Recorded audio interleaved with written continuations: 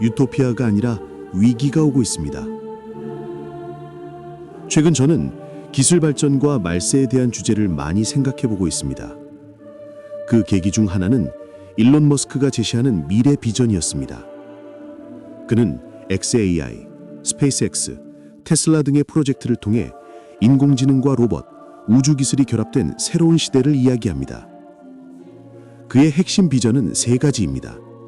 첫째, 인간의 지능을 모두 합친 것보다 뛰어난 슈퍼 AI를 완성하는 것. 둘째, 올해 2026년부터 휴머노이드 로봇을 본격적으로 제작하여 장기적으로는 인류보다 더 많은 수의 휴머노이드 로봇을 공장과 각 가정에 보급하는 것. 셋째, 우주의 데이터 센터와 공장을 세워 지구의 한계를 극복하는 것입니다. 만약 머스크의 계획이 성공한다면 세상은 어떻게 될까요? 그는 로봇이 모든 노동을 대신하기에 생산성이 폭발하고 물자와 서비스가 넘쳐나는 세상을 약속합니다. 결국 인간은 일하지 않고도 잘 먹고 잘 사는 세상을 맞이할 것이라고 말합니다. 질병은 슈퍼 AI가 해결하고 수명은 연장되어 어쩌면 인간이 스스로 영생에 도달하는 기술을 통한 유토피아를 맞이할 것이라는 꿈 같은 이야기입니다. 그러나 성경은 전혀 다른 그림을 보여줍니다. 성경이 말하는 말세. 마태복음 24장 9에서 13절 말씀을 보면 전혀 유토피아적이 아니고 좋은 미래가 아닙니다. 믿는 사람들은 핍박을 받고 미움을 받는다고 합니다. 그리고 믿는 사람뿐만 아니라 서로 미워하는 세상이 되고 서로를 잡고 공격하는 세상이 된다는 것입니다. 그리고 서로를 속이고 불법이 더 많아지고 사랑이 식어지는 삭막한 세상을 말씀하는 것입니다. 또 디모데후서 3장 1에서 5절 말씀을 보면 말세의 사람들의 모습은 점점 더 피폐해지고 악해지고 서로 배신하고 싸우는 악한 모습이 된다는 것입니다. 그래서 고통하는 때가 이르게 된다고 말씀합니다. 성경은 분명히 말세를 풍요와 평안의 시대로 묘사하지 않습니다. 오히려 혼란과 미움, 배신과 고통의 시대로 말씀합니다. 노동이 사라진 세상은 행복할까? 오히려 재앙일 수도.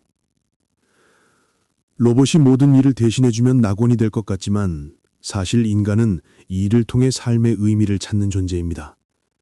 창세기 2장 15절을 보면 하나님은 에덴 동산에서도 인간에게 경작하고 지키는 일을 주셨습니다. 타락 전에도 인간은 일하는 존재였습니다. 노동이 저주가 된 것은 고통이지 일 자체가 아닙니다. 겉으로 보면 일하지 않아도 먹고 사는 세상은 이상적인 사회처럼 보입니다. 그러나 사람은 일하지 않고 먹고 즐기며 노는 존재가 아닙니다. 사람이 아무 일도 하지 않고 놀기만 하면 삶의 목적과 의미를 잃어버려서 지독한 허무주의와 우울증을 불러올 수 있습니다. 그래서 삶의 이유를 잃어버림으로 인해 자살률이 더 높아질 가능성도 배제할 수 없습니다. 노동은 고통스럽기도 하지만 동시에 우리에게 성취감과 존재 의미를 주는 하나님의 창조 질서입니다. 이것을 로봇에게 뺏기는 순간 인간의 존재 의미가 심각하게 흔들릴 수 있습니다.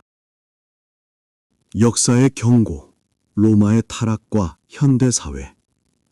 우리는 이미 역사를 통해 이를 보았습니다.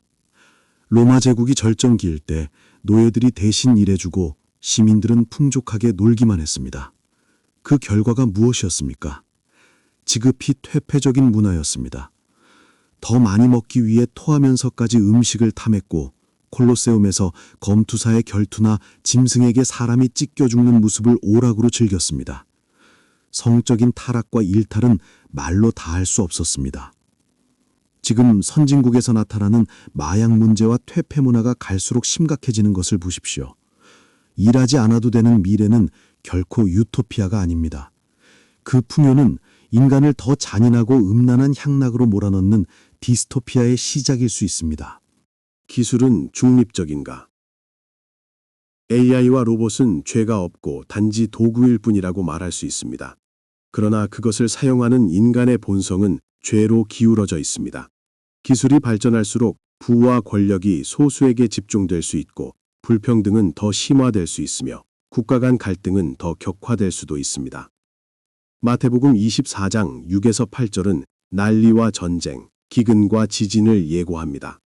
성경은 인류의 마지막을 인간 중심의 낙관으로 설명하지 않습니다. 이런 세상의 전개는 아주 심각한 갈등과 분쟁으로 치달을 수 있고 거대한 전쟁과 같은 끔찍한 상황으로 나타날 수 있습니다. 이런 말세를 맞이하면서 우리가 가져야 할 태도. 우리가 섣불리 말세가 어떻게 진행될 것이라는 것을 단정적으로 말할 수 없고 쉽게 예측하는 것도 너무 어리석은 것일 수 있습니다.